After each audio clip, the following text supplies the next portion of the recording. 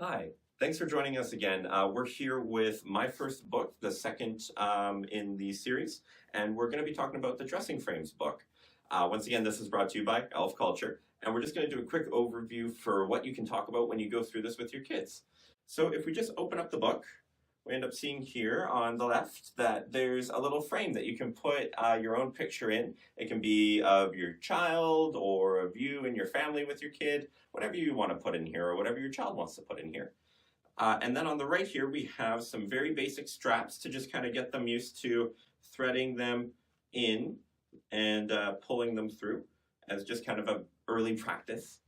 And then as we turn the page, we have smaller buttons and then bigger buttons. So on the left, we have two layers. These are pop-in buttons, so you can just kind of press them in like that.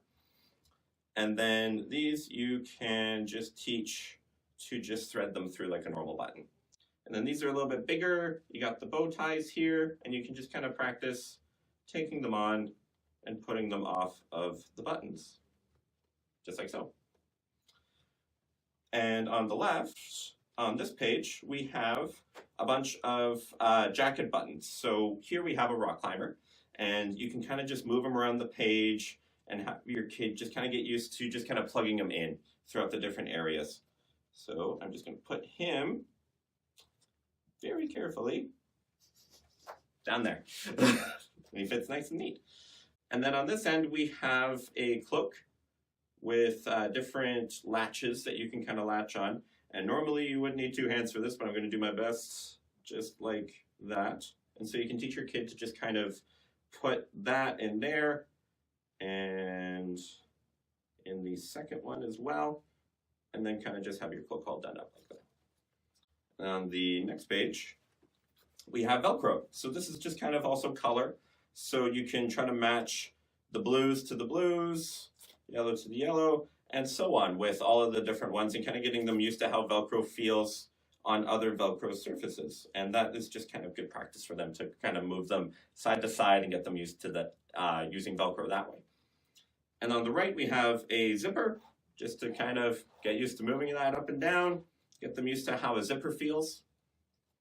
On the left here, we have a pin and kind of just teaching your kid, okay, be safe because this is kind of pointy, and how to just kind of take that off of the latch very carefully, thread it through the shirt without going through the shirt, and then just kind of bringing it up to kind of just rest on the shirt like that.